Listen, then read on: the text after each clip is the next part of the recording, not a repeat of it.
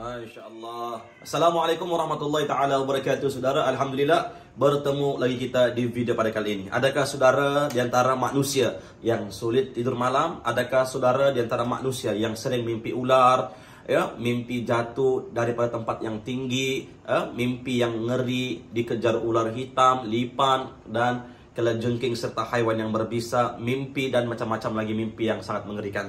Video ini akan menjawab dan video ini juga akan memberi solusinya, yaitu bagaimana kita untuk melawan ilmu hitam di luar sana. Maklum dunia sekarang ini macam-macam yang berlaku, dendam, hasad, dengki, sihir, santet di mana-mana. Di depan santet, belakang santet, kanan santet, kiri santet, semua santet. Masya Allah, Masya Allah. Jadi saudara, video ini akan berkongsi serba sedikit tentang amalan, tips atau juga petua agar kita bagaimana supaya kita ini bebas daripada gangguan sihir. Sihir ini sifatnya mengikat. Sihir ini sifatnya membelenggu. Sihir ini sifatnya menutupi.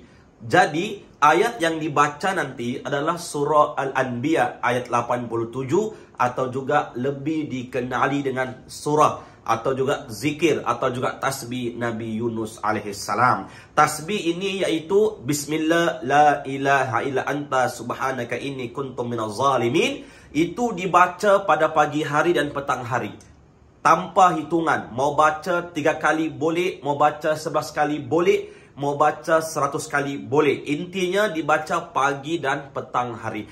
Niscaya insya-Allah sihir apapun, ilmu hitam apapun, santet apapun, insya Allah akan terbuka, akan hancur, akan terbatal atas izin Allah Subhanahu wa Ta'ala. Ini adalah rangkah di mana kita ingin berusaha ikhtiar untuk melindungi diri kita, ahli keluarga kita, agar tidak berlakunya sihir-sihir dalam kehidupan kita. Ingat tasbih Yunus surah Al-Anbiya ayat 87. La ilaha illa anta subhanaka inni kuntum minaz zalimin. Amalkan, bagikan video ini kepada keluarga, kawan, sahabat dan kaum kerabat. Moga-moga kita semuanya terselamat, terlindungi daripada mara bahaya yang datangnya daripada manusia, jin dan syaitan. InsyaAllah sampai berjumpa di video yang seterusnya. Jika video ini bermanfaat, jangan lupa untuk tekan like, kongsi, komen dan subscribe. Sampai berjumpa di video yang seterusnya.